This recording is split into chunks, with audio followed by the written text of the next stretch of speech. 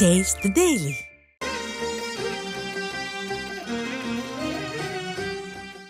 திருச்சியில் உள்ள ஸ்ரீரங்கம் ரங்கநாதர் கோவிலில் வைகுண்ட ஏகாதசி மற்றும் பாவை நோன்பு விழாவை முன்னிட்டு சிறப்பு வழிபாடு நடைபெற்றது. பூலோக வைகுண்டம் என்று போற்றப்படும் ஸ்ரீரங்கம் ரங்கநாதர் கோவிலில் பாவை நோன்பின் 19ஆம் நாளான இன்று உற்சவர் கோபிகைகள் நப்பினையை கண்ணனை எழுப்புதல் திருக்கோலத்தில் காட்சியளித்தார்.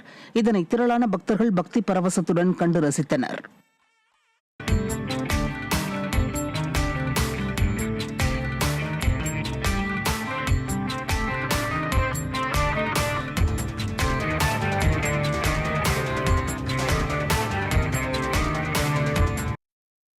திருச்சி ஸ்ரீரங்கம் அரங்கநாத சுவாமி திருக்கோயிலில் வைகுண்ட ஏகாதசி திருவிழாவின் பகல் 4ஆம் நாள் நிகழ்ச்சி நடைபெற்றது.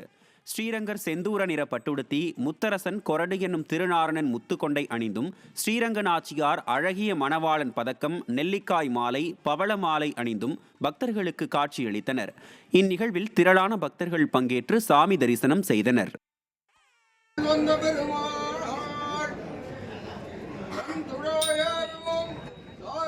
ஜெயந்தியம் தங்கு திருமணம்